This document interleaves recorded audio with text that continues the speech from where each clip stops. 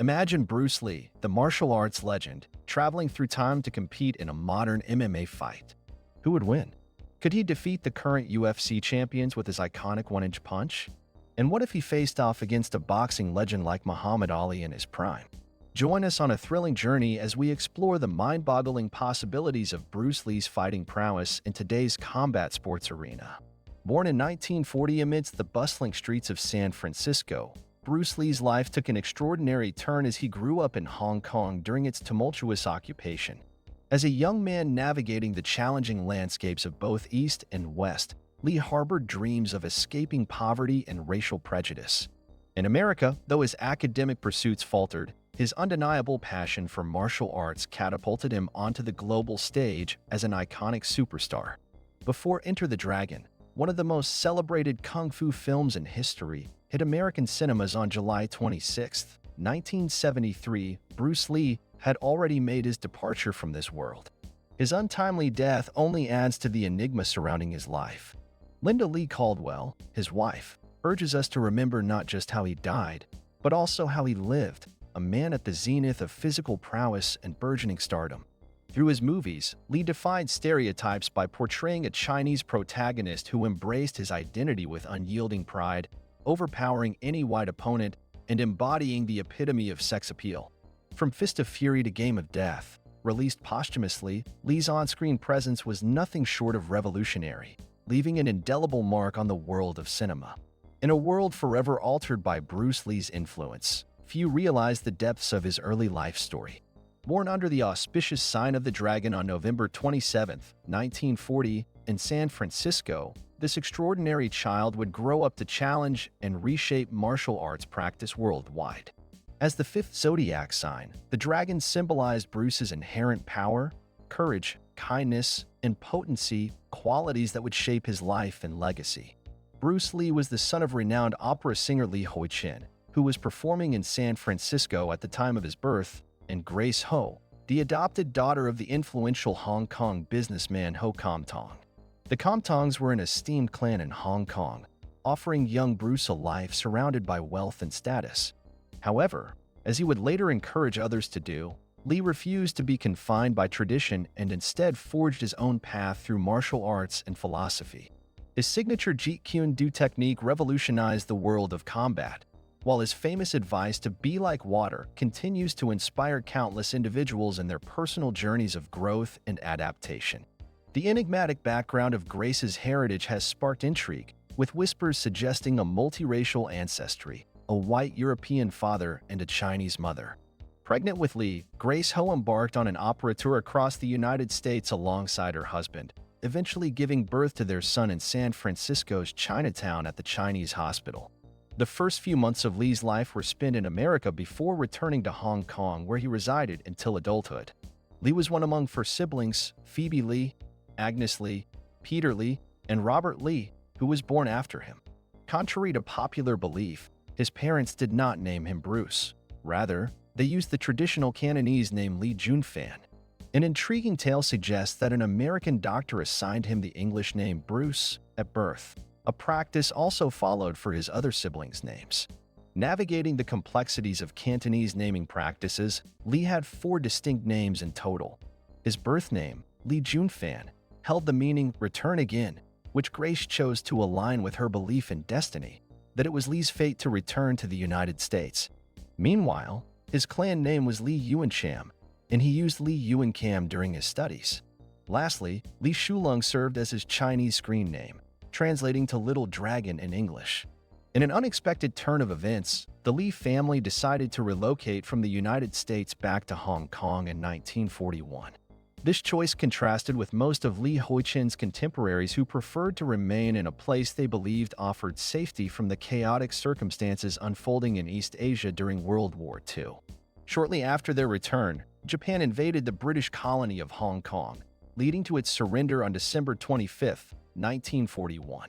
The Lee family, along with over 1.5 million Hong Kong residents, experienced 3 years and 8 months under Japanese colonial rule, a period that later became symbolic of the occupation itself in Cantonese. The Lees resided in Kowloon, situated at the southernmost point of the Chinese mainland. Across Victoria Harbor lies the more modernized main island of Hong Kong, easily accessible from Kowloon. Bruce Lee grew up in a humble two-room apartment located above a row of shops on 218 Nathan Road, Kowloon. During the Japanese occupation, a military base stood opposite their home. In response to the oppressive atmosphere, young Lee spent hours taunting the enemy forces from his balcony. The tense environment during this time kept him largely confined within the boundaries of his home. However, as soon as British control was re-established in Hong Kong, a now eager Bruce seized the chance to explore and rediscover his city. Following the end of Japanese occupation, Lee Hoi-chin resumed his career as an opera singer and actor, balancing touring with his opera company and performing in Hong Kong's music halls and opera houses. His young son, Bruce, would frequently accompany him during rehearsals. It was here that he befriended another aspiring performer named Shu Ki-Luen, who later took on the stage name Unicorn. This marked the beginning of Bruce's own acting journey.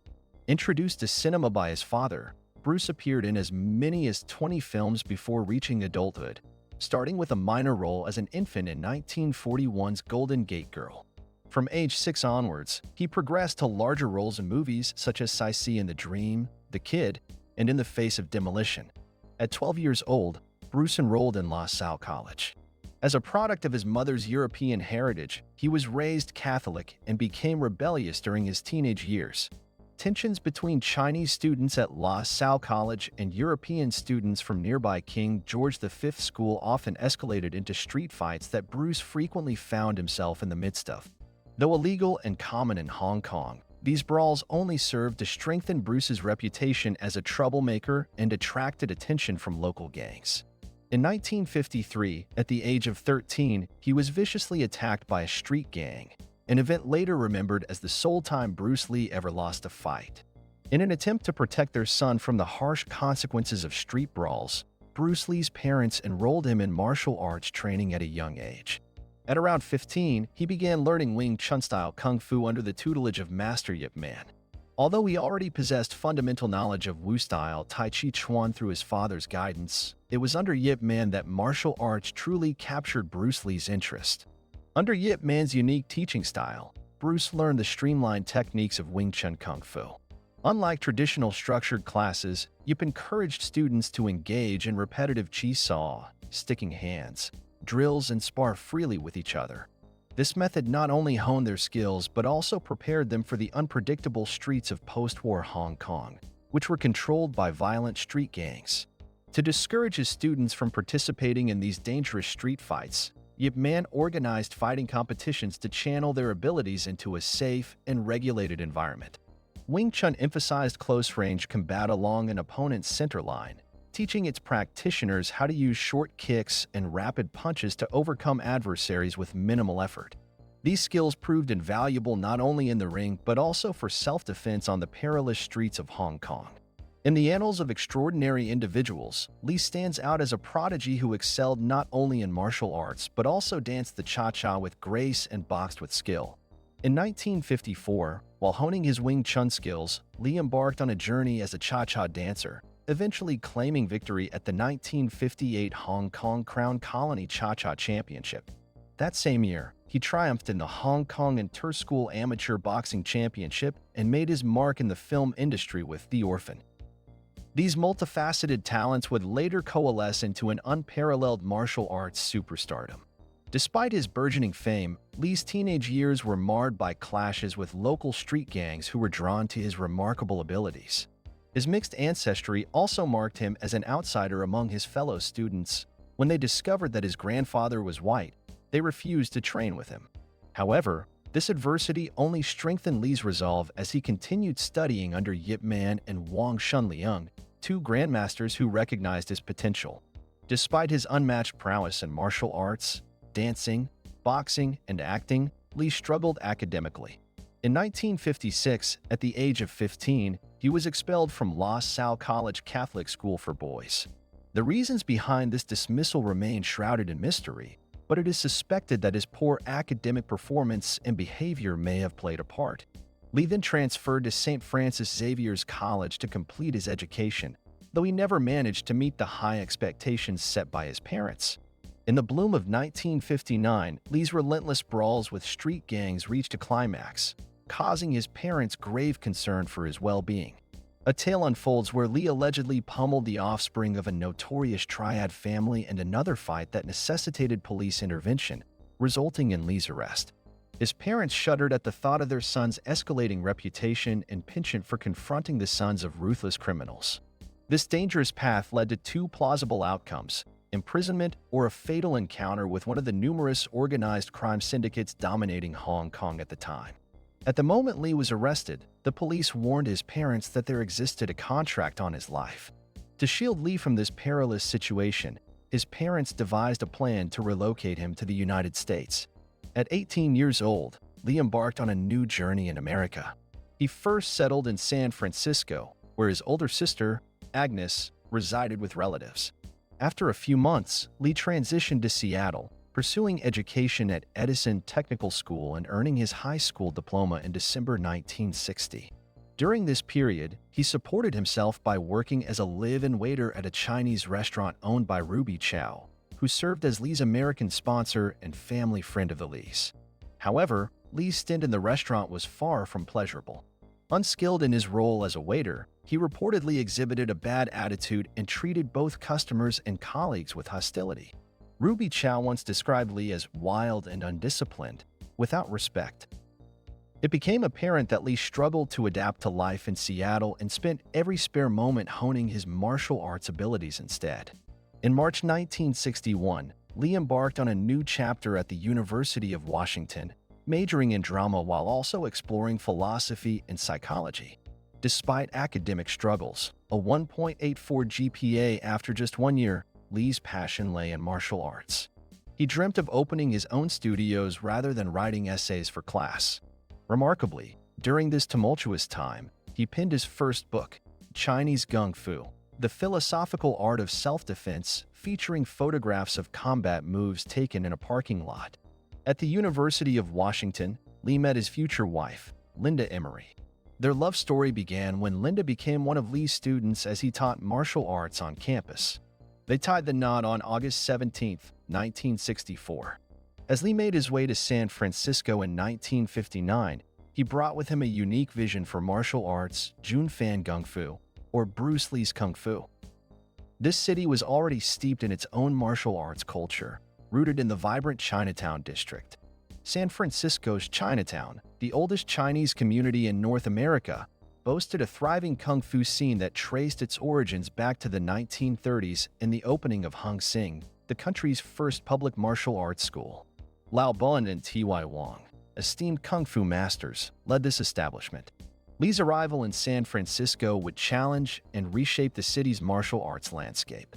As he developed and taught his innovative style, he would leave an indelible mark on the world of combat sports and inspire countless practitioners for generations to come.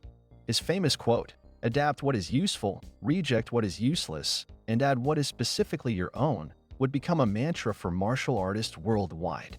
In the bustling heart of Chinatown, Lao Bun and his disciple T.Y. Wong established a strict code of conduct for its young inhabitants. They outlawed street fighting, which was rampant in Hong Kong streets, transforming Chinatown into a sanctuary of peace. The duo further bolstered the district's safety by enlisting their students as unofficial security guards at a popular nightclub called Forbidden City. T.Y. Wong went on to open his own martial arts school, Kin Man, in the early 1940s, meaning the Sturdy Citizens Club. Chinatown was home to many Wing Chun practitioners who had honed their skills in Hong Kong. This style of kung fu, known for its efficiency and practicality, was particularly appealing to young men accustomed to the harsh realities of post-war street fighting. However, it was not differences in technique, but rather contrasting attitudes that ignited a conflict between Lao Bun and Bruce Lee. Upon arriving in San Francisco, Lee paid a visit to Hung Sing to assess his competition.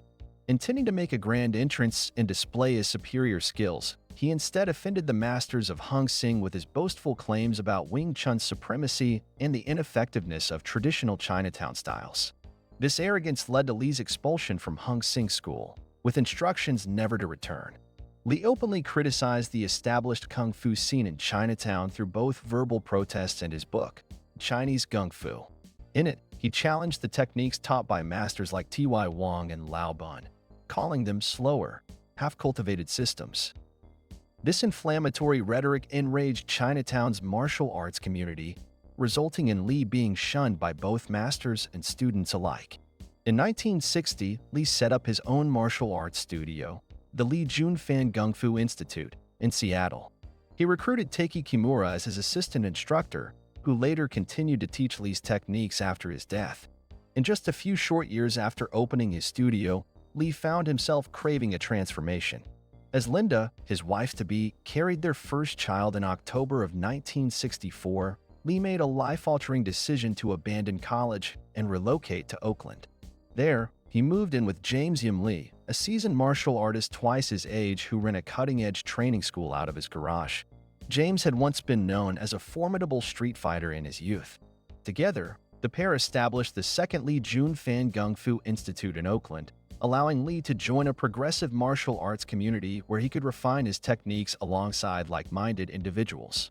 To create buzz around this institution, Li staged exhilarating demonstrations showcasing his distinctive fighting style before captivated audiences. During these performances, he didn't shy away from critiquing fellow martial artists.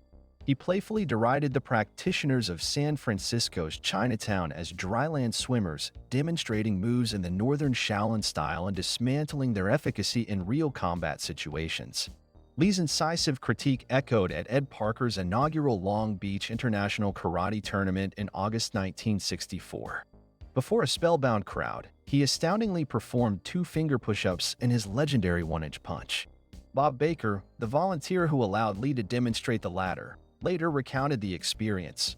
When he struck me with that final punch, the pain in my chest was so intense that I had to take time off from work to recover. As the fabled rivalry between Li and Wong Jack Man peaked, an intriguing dynamic unfolded in San Francisco's Chinatown. Wong Jack Man, a proponent of elegant northern martial arts style, emerged around the same time as Li's contentious book stirred controversy. The old guard, devoted to Southern Shaolin, were captivated by Wong's fluid movements and long-range attacks. His technique starkly contrasted with Li's Wing Chun, a form of efficient close combat.